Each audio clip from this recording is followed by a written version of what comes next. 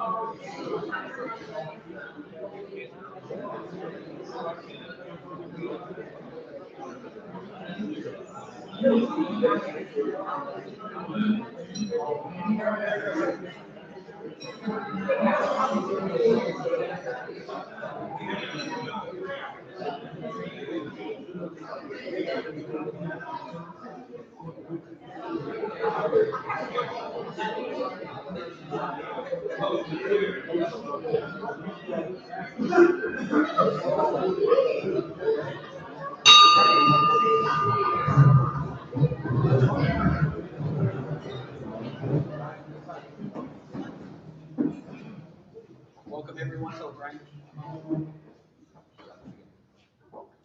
Is that better? Is that better? No. Okay, I will just talk loud. Welcome everyone to Lagrange Rotary. Jason's out of town a week this year, so y'all have to put up with me for one more week. We'll start with our Pledge of Allegiance, which will be followed by our invocation given by John Harrell. Pledge of allegiance to the flag of the United States of America and to the republic for which it stands, one nation, under God, indivisible, with liberty and justice for all. Thankfully, we praise you, O God, for your liberating power that broke shackles of oppression and restored humanity to the disenfranchised. Make us instruments of grace to resist slavery, oppression, discrimination, and hatred in all manifestations, that no soul shall be denied the right to thrive, and fully realize their divine purpose in you. Let us realize and embrace the unifying power of faith, truth, and love for one another. Amen.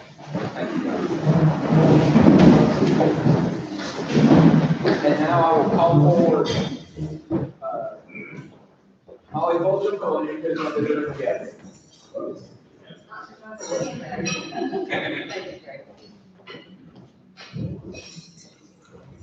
Well, it's my pleasure to introduce our guests. Please stand when I call your name and remain standing until all are introduced.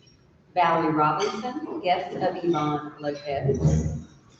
Eric Mosley, guest of Susan Ferguson. Cheyenne Sybil, also guest of Susan Ferguson. Josh Smallwood, guest of Connor Smith and future member. Sophie Myers, guest of Kathy Silly. Rick Sullivan, guest of Ted Beesman. Michelle Gordon, guest of Kim Gordon and daughter. We're very happy you're here with us today.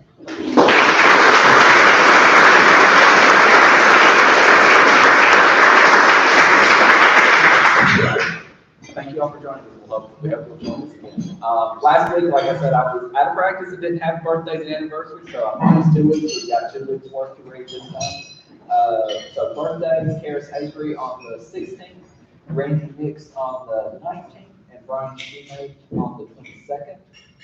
We have 1 member anniversary, Bob Copeland, 54 years on the 22nd.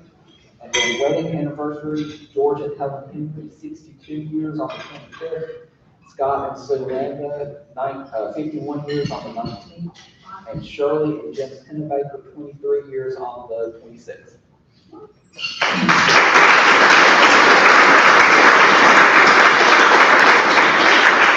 don't think we have any club announcements this week, so we do have time. We'll open up for Happy Dollars.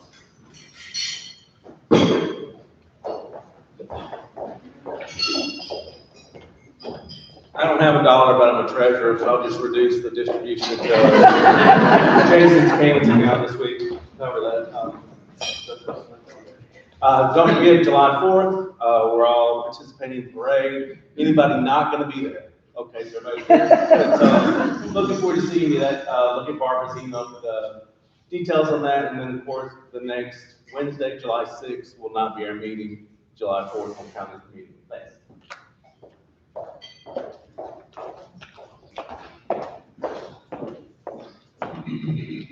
Good afternoon. I know I haven't been here for a while, but for those new people who don't know me, I'm Yvonne Lopez.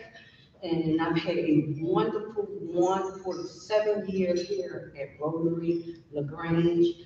I'm now a permanent resident of Mexico in Mazatlan, Mexico, and building a home. And so I will be back and forth, like maybe 6 months here, 6 months there. And for that, I'm very, very happy today. I'm living a life of a social life. Going to lunch and dinner and cocktails, non-alcoholic. But I am going to donate $50 on that point.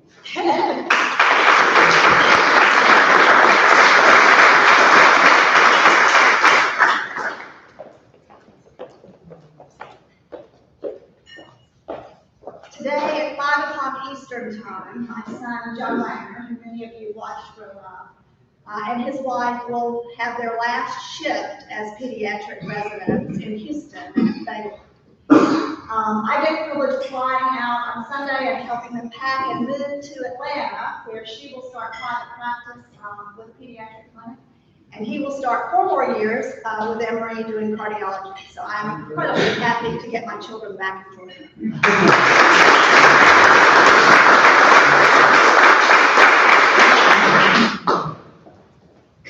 So many of y'all know that I'm involved with a nonprofit called Hope Givers. In fact, Tamlin Hall did a program here and showed some of the documentaries that we filmed. We won an Emmy Saturday night. And, you know, I'm thinking how things all come together. I'm walking in today and I find a hawk feather. So I'm gonna put some money in there, but I think we all soar in our own individual ways. So I'm gonna lay this here. It might go in the trash or somebody might want it. But there you have it.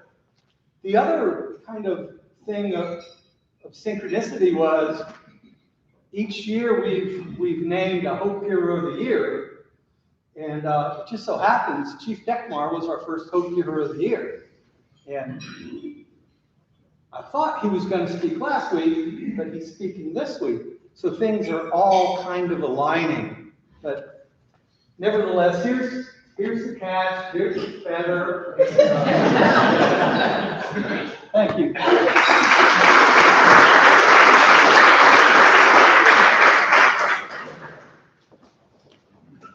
Well, I have $5 happy.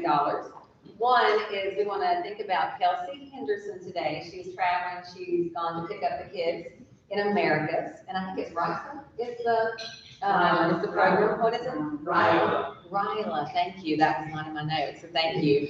And then we want to recognize John Harrell because didn't you take the kids? Who took the kids? You did. Okay. So John took the kids. And then like Yvonne, our own Barbara Hennigan, travels between here, lives between here and Maine, and she and Neil, she got a little under the weather, so their trip was delayed. She is on her way today to Maine, so we want to think about her. And then I have a special thanks for readers because I realized when I was up here earlier, this is my stance. And so thankfully we have readers to read all of our notes. And then there's just a bonus.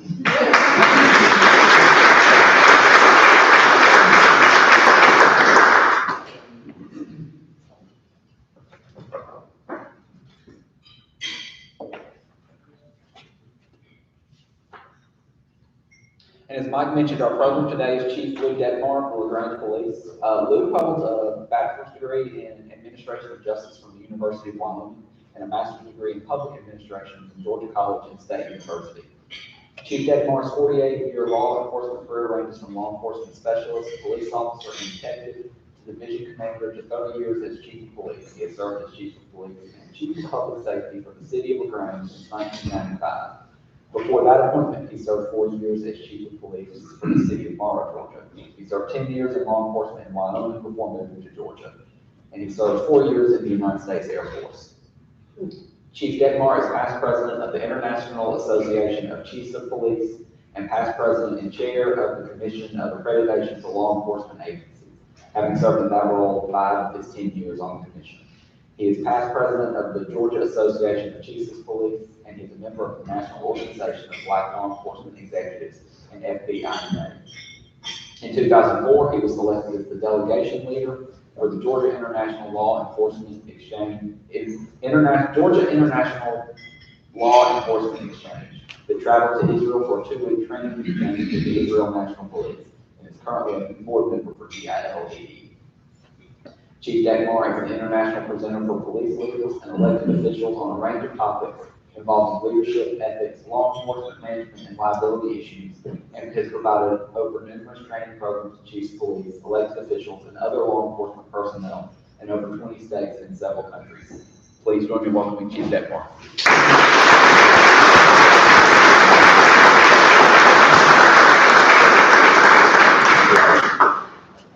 Good afternoon. Gosh, I look around this room and I'm going to talk about partnerships, and it's like everybody and their dog we've worked with. If you would, if you're a partner with the police department that's a nonprofit, other government entity, or faith-based, just stand up real quick.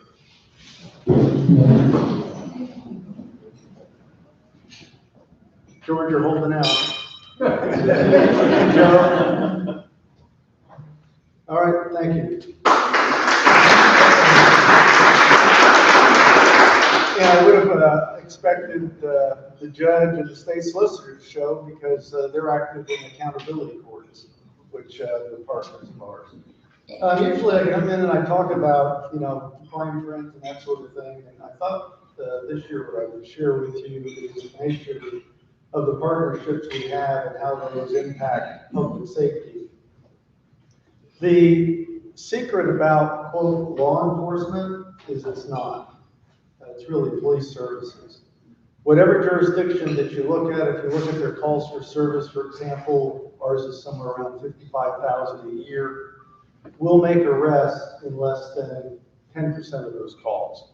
Last year, we handled about 56,000 calls for service, and I think we had just a little over 3,000 arrests. Now, 3,000 arrests, that's a lot of folks, but it's not 55,000. And the nature of what we do is to mediate, refer individuals to other services, or work with them to problem solve on what a particular issue that they may have that brings us into their lives.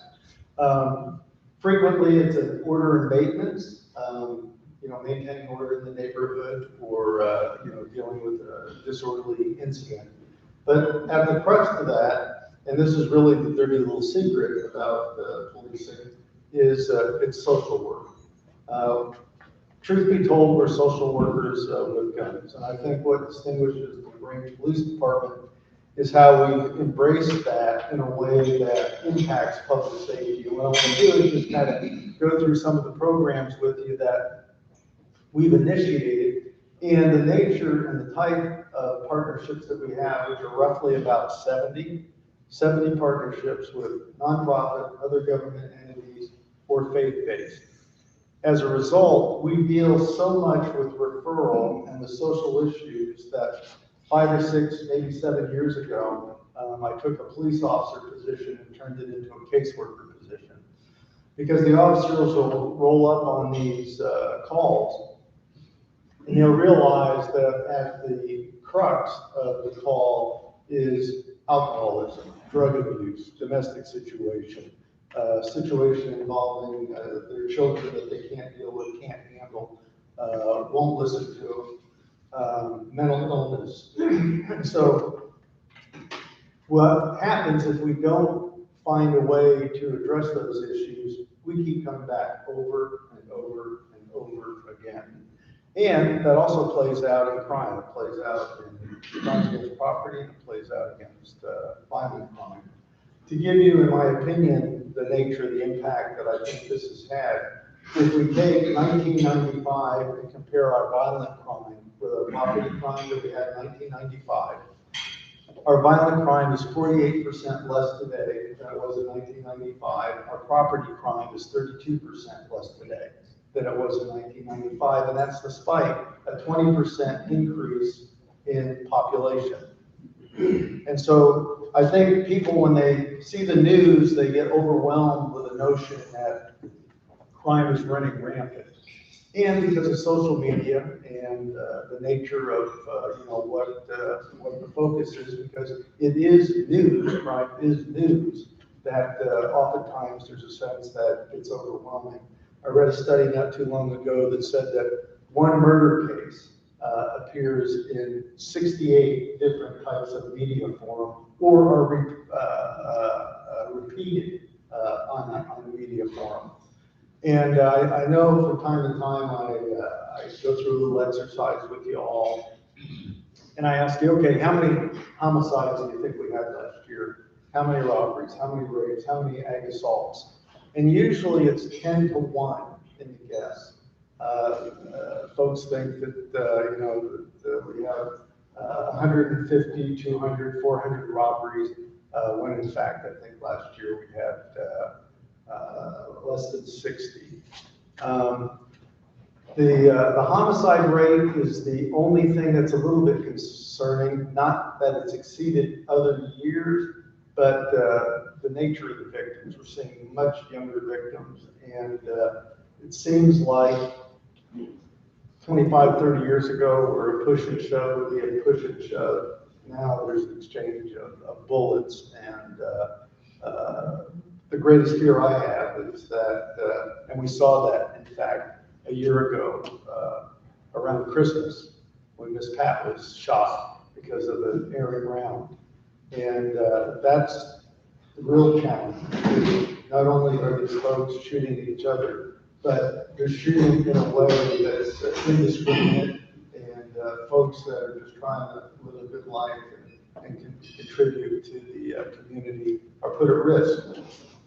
So we have a very tough stand on crime and a very tough stand on violent crime. And it's no freak of accident that we have very successful prosecutions because of the commitment that our district attorney's office has, our state solicitor has, and the seriousness with which these crimes are addressed in court. LaGrange, according to the Department of Corrections, has more individuals, I got this from our DA about 2 weeks ago, has more individuals in prison for gangs than any other jurisdiction in the state, including Atlanta PD. Why?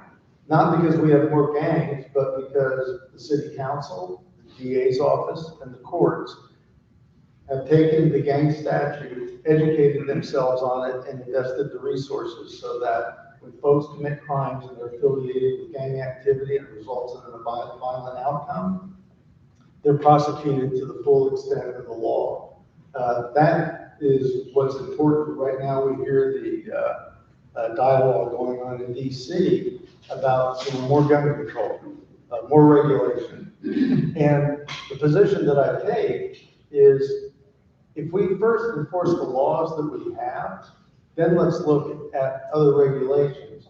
But it seems like for purposes of public opinion, we pass laws, but there's not the investment in the resources to prosecute. I'll give you one example. I was watching C-SPAN about 10 years ago, and Senate hearing, and they asked the U.S. attorney in Chicago, because crime is, violent crime is a problem that is today, about prosecuting individuals that were felons that tried to buy a weapon, a firearm, despite their status as a felon.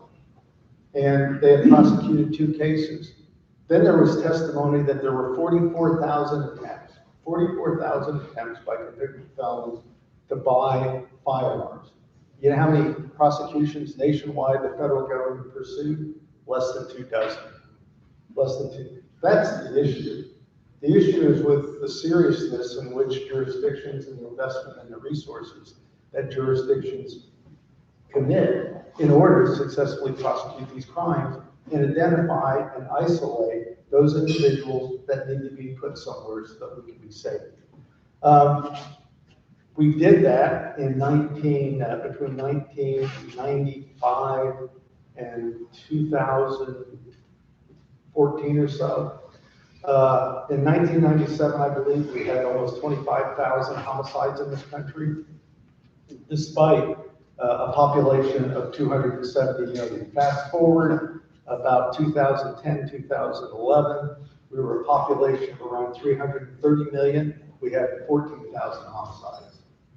10,000 less homicides, 50 million increase in population. Why? Because those individuals that are threatening the community, there was a commitment to put them away. What we've seen over the last 5 or 6 years with the notion of reducing a commitment to the prosecution of crimes, identifying individuals who ought not be eligible for parole, releasing individuals that are early, is we're seeing it play out on the streets. And that's the increase in violent crime, not even going anywhere near the issues that surround property crime. So one of the things, though, that we recognize that impact all that are those social issues. And I want to just run through some of the things that we've done and that I believe, in my opinion, that have helped us with the reduction of crime here in our community. One was, and I was looking to see if there was anybody involved in this initiative here. This was, I'm trying to think, one of the churches over at Fourth, across from the tower. Is that Oklahoma City? City Light, thank you.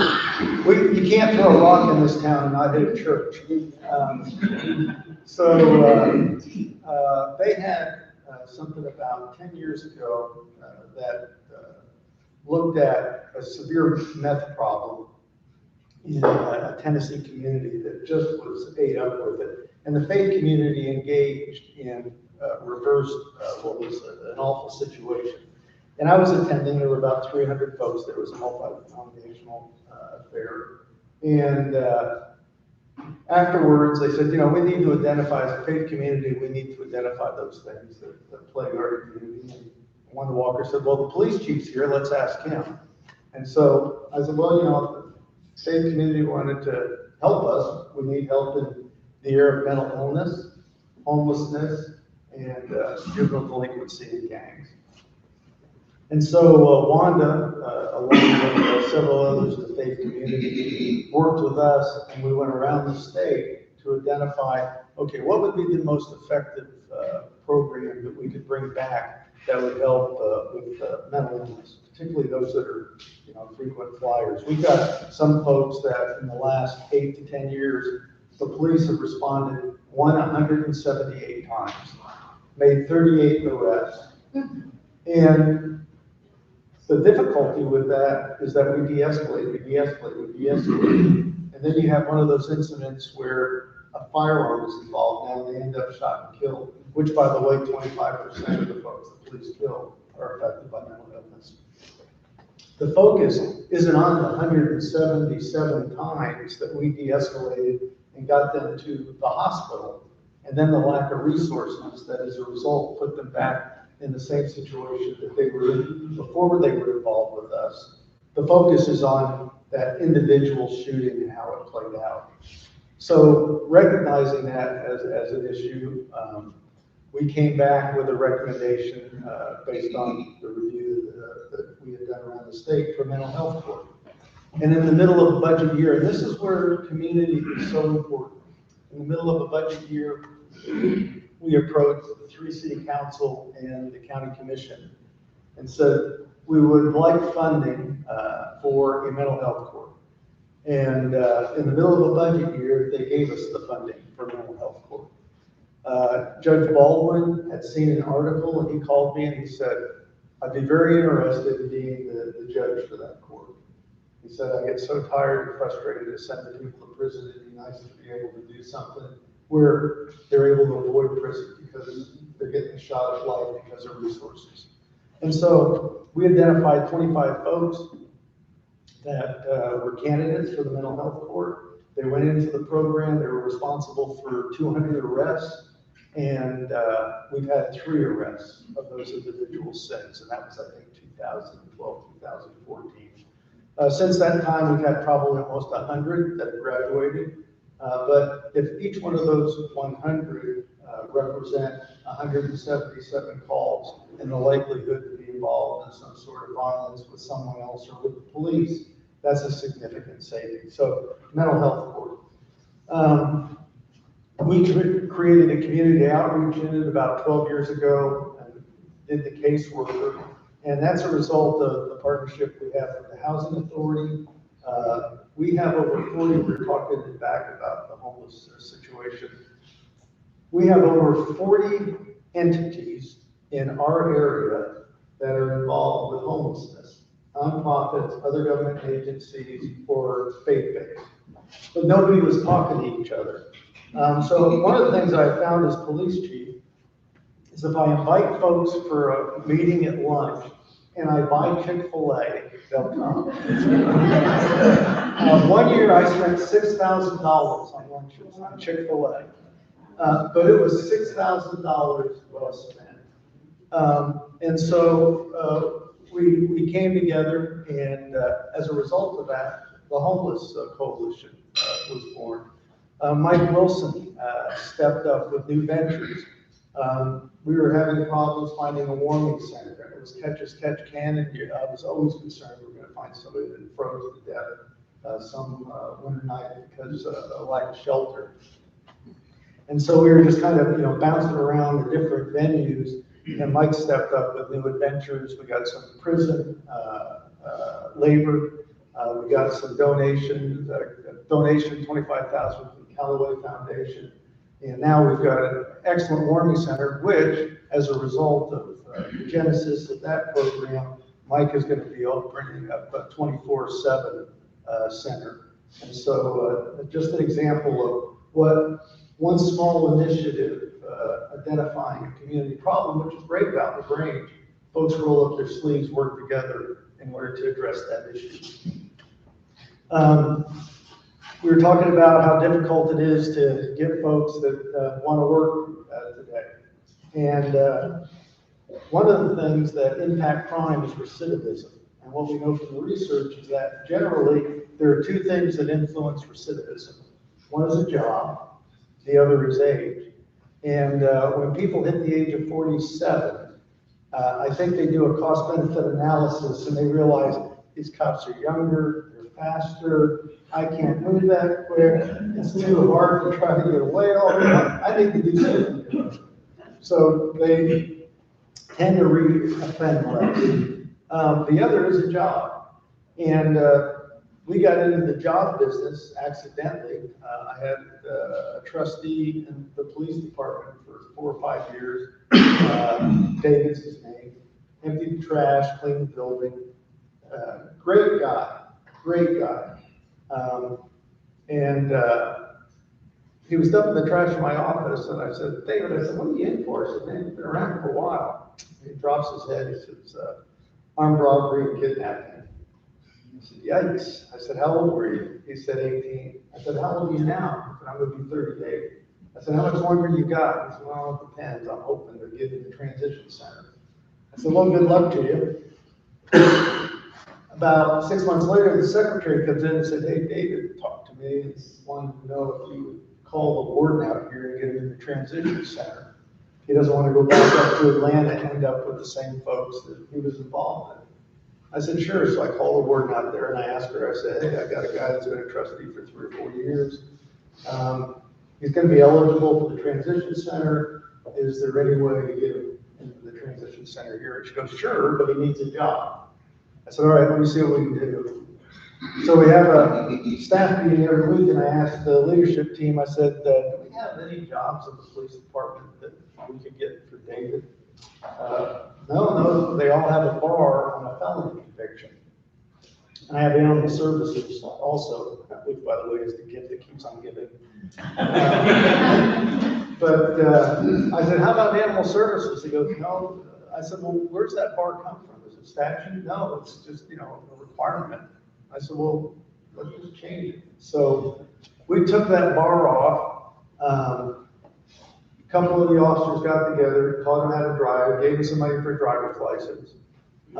We would pick them up in the morning, take them to the animal services shelter, and take him back at night. Did that for about a year. He gets out, and then we hire him full time. And David has been with us for 5 years. Excellent employee, great heart. As a result of that experience, went to the city manager and said, we're having difficulty hiring folks in sanitation, public works. All of those have a bar. Somebody that's been convicted of a felony. Can't we remove that? This is the experience we've had with David. And so she's removed those bars. Again, an opportunity based on an interaction with one individual that demonstrated that, I deserve another chance. Record restriction. Legislature recognized probably 10, 15 years ago that one of the bars to getting a job is if you're arrested.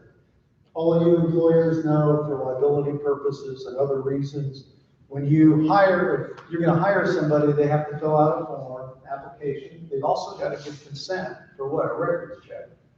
And so they'll get the record check and it'll show an arrest. And oftentimes that application goes into the stack where they don't even get an interview. They don't get to explain the arrest. There's not a conviction. There's just no arrest. Or excuse me, there's just an arrest, no conviction. And it's still on their record. And so the legislature passed a law that allows them to go to the police, go to the prosecutor, go to the court clerk, go to the judge, and get that removed, but there's fees attached. And so we invited prosecutors, judges, court clerks to the PD. We had Chick-fil-A and said, hey, if we agree to act as the ombudsman, will you all waive fees and facilitate us getting these people through the record restrictions? And they said, sure. And so that was I think 2017. And we had a big one on a Saturday where we did it at the Greek Center. I think we did 152. Fulton County DA did it, and they're a county of 1 million. They did 500 and some, and we did 152. But GDI came down, we had a job fair in the gym, so they got their record restricted and then went to the job fair. I'm bouncing around between just kind of, watching what's going on, mostly trying to stay out of folks' way.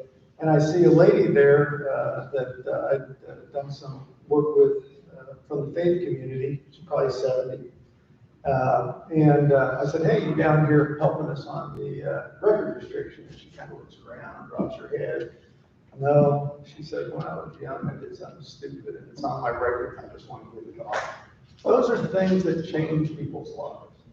And those are the opportunities that we have when we involve ourselves in those sort of things. And people look at the system and they're intimidated by it.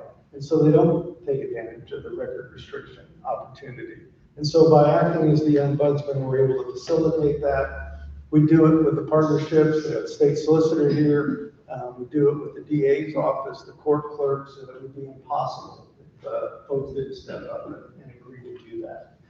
Car care program, where you have individuals driving around with a broken taillight, headlight, windshield wiper's not working, cracked windshield, whatever. Oftentimes, just the people that are least in a position to get those things fixed.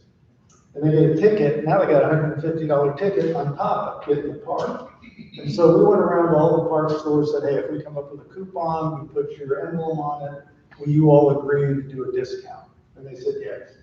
So we've changed our policy. Officers have to, it's a requirement when they stop somebody for a defective vehicle, they've got to give them a coupon. We log it in the system that they were given that, so they get 50 days, and if they don't get it addressed, then the next one is on them.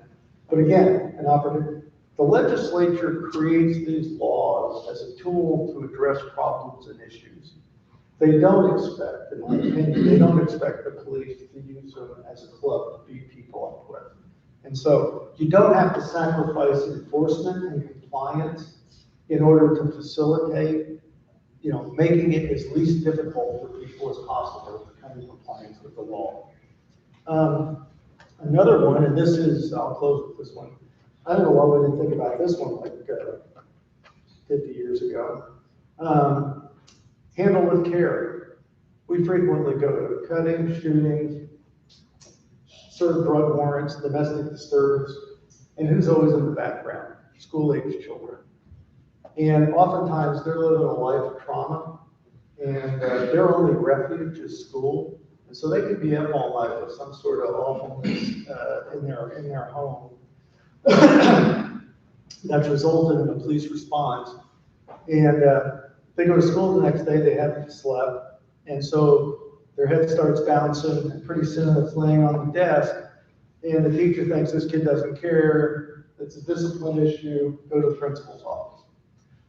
Well, we worked out with the school system and all the law enforcement, we just had a signing, we did, I think, it was 3 years ago, but the superintendent's office agreed that they would provide us with an email, and all it says is handle with care. We get the kid's name, we put it in the email at 3 o'clock in the morning, the officer is shooting it to the superintendent's office. An assistant superintendent will see it first thing, contact the principal, all she says is handle with care. They don't know if they were in a wreck, they don't know if they were in a fire, they don't know if they witnessed the shooting, they don't know what it is, they just know that this child has been subject to trauma. Principal tells the teacher, and so now the teacher knows that this child has had some trauma. And when they see that child, acting out in some way, it's handled as an intervention as opposed to a discipline. So those are just, some of the things that we're involved in. We got a host of them. And what I'm very proud of is that we get the support from our mayor, from our council, from our community, to try these different initiatives, recognizing that it's important to be tough on crime, but it's also important to be wise in how you deal with crime. So, anybody have any questions? I've got all of, I think, 30 seconds. I know we're going to time skip. No? Oh, yes, ma'am. I wonder if you have thoughts, the mass shootings in the nation, you have thoughts about? Yeah, that's a good question. We've been doing active shooter training for citizens for probably close to 10 years. One of the things that I'm particularly proud of when you talk about partnerships is after the shooting or during the shooting is too late. And almost every one of these, somebody knew something, somebody heard something, somebody had a concern, and nobody acted on it. And so we've been very fortunate. We have an excellent partnership with the school system and with the community. And when people get a whiff of that, they call us. And so we run probably 4 to 6 investigations a year that are termed potential threats. And so a kid will pop off in school and they'll tell a teacher they trust. Teacher will contact the principal will contact us. And we immediately assign a detective. We're freezing their social media accounts so we get a search warrant. We're contacting the parents and trying to get their cooperation so we can get consent to search. Also seize their computers, get search warrants if we don't get cooperation.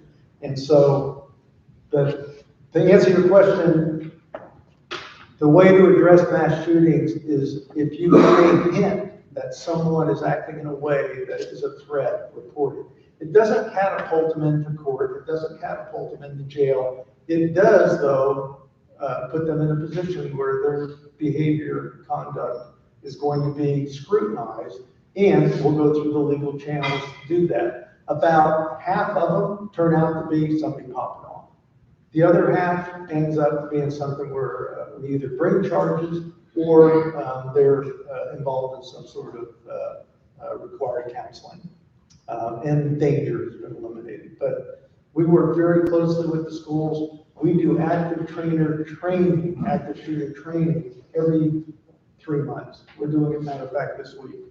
And we have great cooperation with LaGrange High School this time. We have great cooperation.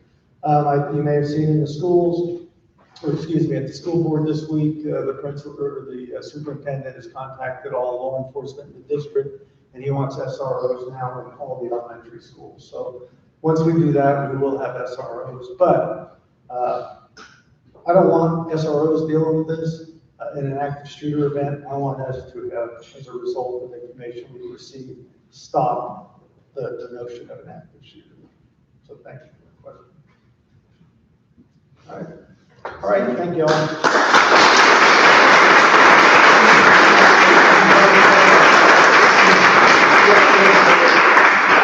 Yeah, question for you right here. Oh, better make it quick. Oh, just one, I just want you to know who was the SRO.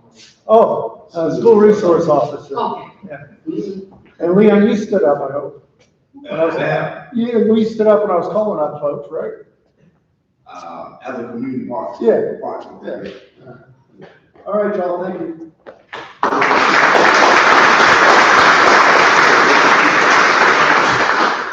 Thank you, Chief Detmar. In honor for speaking today, we're making a donation to Polio Plus, which is Rotar's initiative to eradicate polio worldwide. Thank you, everyone, for joining us today. Thank you to our visitors and guests. We hope to see you again. If there's no further business, we'll stand adjourned.